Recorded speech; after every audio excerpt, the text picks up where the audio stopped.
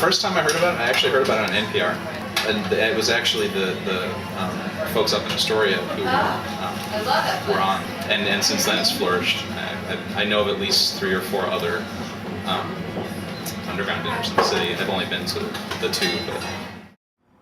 My name is Sara Newberry. I started Light Bulb Oven in 2007. It's an underground restaurant run out of my house. I am the founder and cook. I don't say chef because I'm not leading people, it's just me. And I do it not to make money, but just for the love of food and cooking and entertaining and all that kind of stuff. Well, I went to the granddaddy of all independent or underground restaurants called Ghetto Gourmet. It's 2 brothers that started the whole thing, and they started to travel the country sort of putting on these dinner parties, and theirs are in much larger scale than mine. They usually have like 70 or 80 people. I worked at them. I just wanted to kind of run food and be involved in that part of it again, and then I realized that I could do it at my house. I mean, not 70 or 80 people, but 8 or 10. I mean, it's underground in the sense that it's kind of against the law. But I sort of work that gray area by saying that it's like a potluck. They know what they're going to get ahead of time. They know that there's not going to be some guy having an off night, or they're not going to get food poisoning, and they're not going to get, a bad waiter who's mean to them. They don't have to tip. It's a lot more relaxed. It's a much more casual dining experience, and it's cheaper. It's less pressure than going to a real restaurant. You have to get dressed up. I'm in there and you hear me swearing because I dropped something or burning myself or whatever, and you can't really go up to a restaurant sound system and turn up the music like you can at my house. And I do like to come out and sort of chat, and I'd like to do my little educational part every time and sort of talk about an ingredient or something.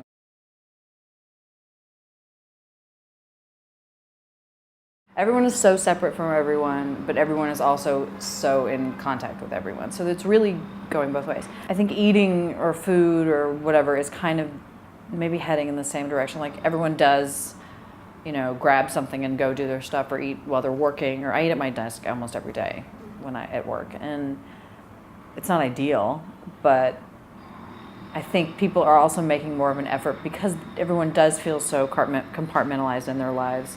It does sort of bring you back to that family table, like when you sit down in someone's house and you're sort of sitting around and food. You can't, it's a basic need. You can't not eat. And that kind of brings us together on the most human level. It makes the world a little bit smaller, but also makes your individual world a little bit bigger. I was at this thing in Texas in April with my dad, who is like the quintessential meat and potatoes man. He's from Texas. He eats beef, every 3rd meal. Doesn't like vegetables unless it's overcooked green beans. I mean, it's iceberg lettuce. He's not an adventurous eater. But we went to this food and wine summit that's in this small town called Buffalo Gap, and they have chefs from all over Texas come in, and they're impressive chefs. So one of them won on Iron Chef, which I think is kind of a cool thing. And they make sort of unusual dishes. But my dad he ate sushi. He was eating all of this stuff and he was loving it. 10 years ago he would have just been like, no. But I feel like it's becoming so much more mainstream in a way. I feel like food is not as scary as it used to be, and that's very exciting to me. If I had made, a soup with pink peppercorns in 1985, people would have just been like, oh, that's weird, I don't like it. And it was delicious, and it would still have been delicious in 1985, but it would not have been as accepted. People are sort of willing to take those chances and make those leaps and try new things. I try to incorporate something new that I haven't cooked with before in every dinner party. This time it was actually pink peppercorns, which I'm a little bit obsessed with, and fig molasses, which I had never used before, which was fantastic. Like that kind of stuff is very foreign to me, so that's what I'm really interested in, like sort of Moroccan and North African and all of that Indian. That's what I'm trying to play around with more, hence the fig molasses. And I had pomegranate molasses too. That's the kind of food that I'm really sort of interested in learning about right now. The one before, I used this sugar called panela, which is the South American kind of crystallized brown sugar. If I'm able to sort of have access to these new things and new ingredients, then I can introduce them to people, and then maybe they'll use them at some point. Everyone hates Rachael Ray, but I love her in a lot of ways because I feel like she gets people into the kitchen, and that's the thing I think is most important. She makes food a little bit less intimidating because a lot of people are still freaked. It just blows my mind that people are afraid to cook. Like one of my bosses keeps sweaters in her oven. I met with a woman the other day who had her oven removed from her last apartment. I'm just like, really?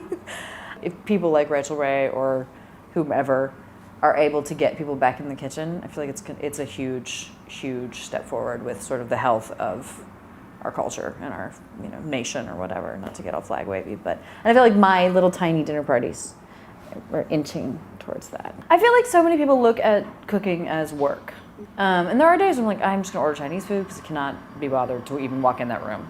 But it can be so much fun, and it is. I think if you approach it a certain way, you can kind of develop that, and you can understand that it's not necessarily, like it's not something you have to do.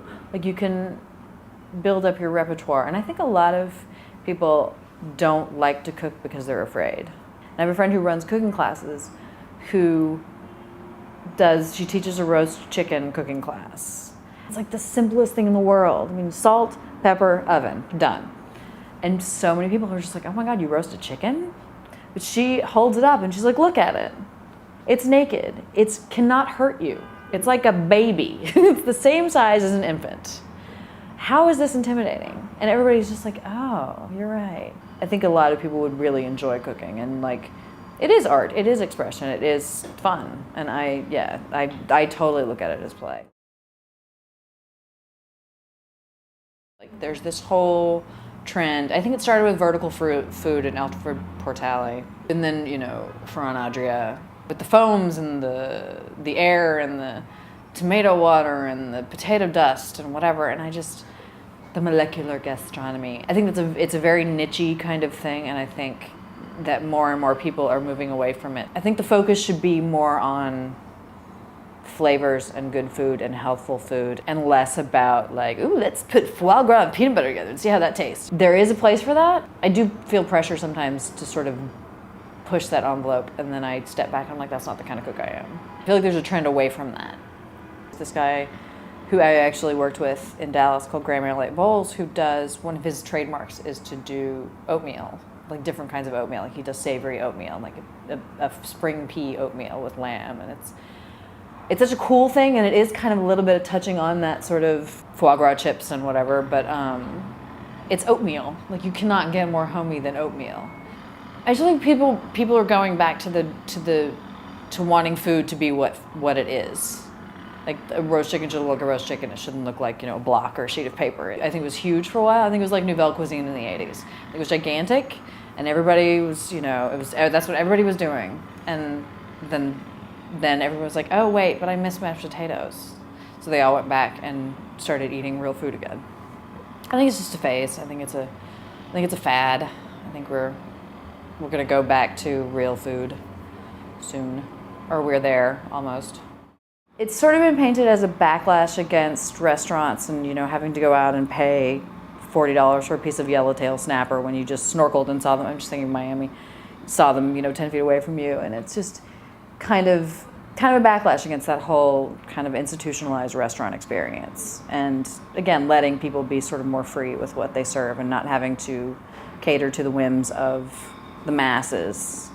It's just, if you don't like what I'm making, then don't come, basically.